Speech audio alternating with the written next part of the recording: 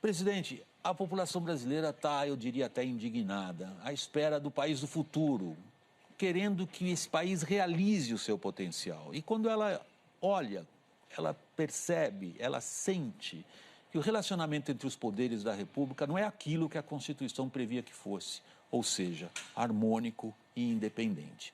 O que está acontecendo? Olha, William, acredito que o ciclo de 30 anos, o ciclo muda, né, junto com a Revolução Tecnológica, e o presidente eleito, né, ele de alguma forma, vamos dizer assim, cercado nesse ambiente digital que é muito hostil.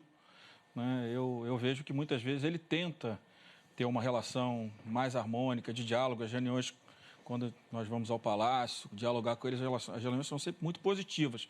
Mas acho que quando a gente sai da reunião, entra o grupo das redes sociais, né?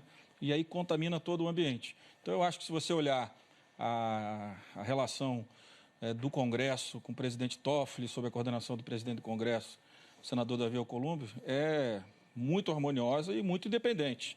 Agora, com o Executivo, nós temos momentos que as coisas até fluem melhor, mas eu vejo que muitas vezes, ou na maioria das vezes, tudo que é associado, né, ao diálogo, a um acordo, né, parece que é uma coisa errada, né? Se criminalizou a política e parece que tudo é criminalizado.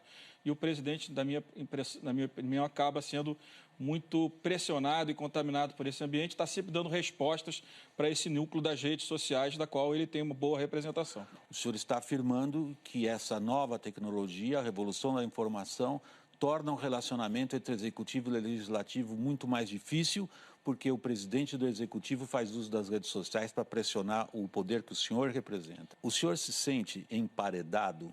Não, de forma nenhuma. Ele tem Mas há um chamado constante às ruas, via redes sociais, com mas, críticas severas à casa que o senhor preside. O método não é do século XXI, né? O método de pressionar as instituições vem de antes, né?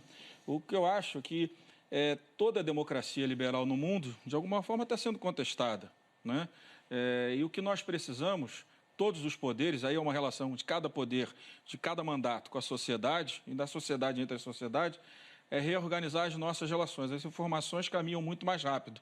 E dentro delas, muitas informações falsas e muitas informações que geram dúvida nas pessoas. Temos um sistema presidencialista, onde as atribuições de cada um dos poderes está sendo restabelecida. O presidencialismo de coalizão, não de cooptação, né, é saudável. Né? É claro que o de cooptação, não. E, de alguma forma, ao longo desses anos todos, o Executivo cooptou o Legislativo, não necessariamente para fazer coisa errada, mas tirou as atribuições do Legislativo. Quando nós temos um orçamento, ou tínhamos um orçamento autorizativo, nós estamos transferindo para o Executivo uma responsabilidade que no mundo inteiro é exclusiva do Legislativo. O senhor está falando que tem um problema de comunicação, inclusive na compreensão dessa divisão entre legislar e executar o orçamento. Claro. Há também um problema de compreensão da sociedade, com toda a razão, de que essa discussão de bilhão em bilhão acaba não se transformando em política pública eficiente para a população. Mas claro que sim. Mas como? Porque 90% do orçamento está absolutamente vinculado. Debate. Não, sim, mas no final a gente está falando de um mesmo orçamento, de um dinheiro que é arrecadado da população e que vai. Quer dizer, essa exaustão que o William traz é também uma exaustão da recuperação da economia que não vem, de uma compreensão que as reformas têm que vir pelo Congresso. Vamos falar as coisas como elas são. O problema do não crescimento da economia não tem relação com os 15. Aliás, se nós estamos falando de investimento... Tem relação com 1,5 trilhão, né? Claro, com todo o orçamento e que ninguém consegue mexer. Não, mas as mudanças já começaram a acontecer. O que eu estou dizendo é que nós temos 96% do todo o orçamento em despesa obrigatória. E o que eu estou dizendo para você é o seguinte, o investimento público é muito importante. Alguns economistas mais liberais discordam. Então, o que eu estou dizendo para você é o seguinte, o parlamento fez o quê? O governo mandou de despesa de investimento, não discricionária de investimento, apenas 20 e poucos bilhões. Nós dobramos isso. Isso é bom? Eu acredito que seja. Basicamente, para que políticas? Tem 9 bilhões lá que é para a saúde. Então, o que eu estou dizendo é o seguinte, o problema não é a emenda do relator, o problema é que a gente tem um orçamento que custa quase 40% da nossa riqueza e que cada recurso que é utilizado do orçamento como um todo, ele fica muito mais na atividade meio, muito mais no salário dos servidores, na burocracia do Estado brasileiro, do que ele é transferido para a sociedade. O presidente de governo tem chamado as pessoas às ruas, em boa parte contra o que o senhor faz. Em boa parte, o senhor é identificado como um obstáculo à implementação de medidas econômicas que destravem o país. Que grau de desconforto lhe causa? Olha, eu tenho muita convicção daquilo que eu tenho pautado junto com os deputados e as deputadas. E tenho muita convicção que nós estamos na agenda correta.